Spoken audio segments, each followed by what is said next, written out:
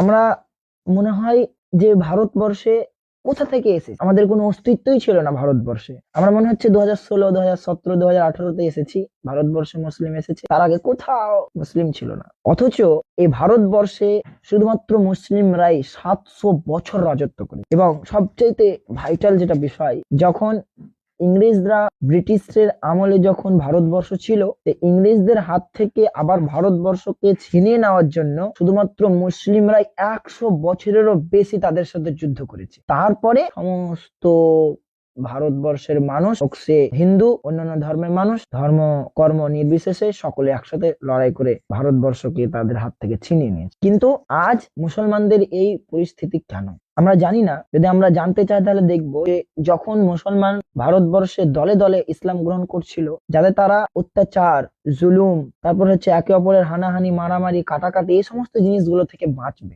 কারণ যখন ইসলাম ভারতবর্ষে ছিল না, তার আগে ভারতবর্ষের অন্যান্য ধর্মের মানুষগুলো মানুষকে স্তরে স্তরে বেঁটে দিয়েছিল। জুতো পালিশের কাজ, কাউকে তেলের কাজ, কাউকে নিচু পরিবারের মানুষ, কাউকে নিচু স্তরের মানুষ, এভাবে এভাবে তাদেরকে পরিবর্তন করে দিয়েছিল। কিন্তু যখন তারা দেখলো ইসলাম এমন একটি ধর্ম যে ধর্মে কাউকে কোন রকম ভাবে পার্থক্য করে না, একজন রাস্তায় কাজ করা মুসলিম আর একজন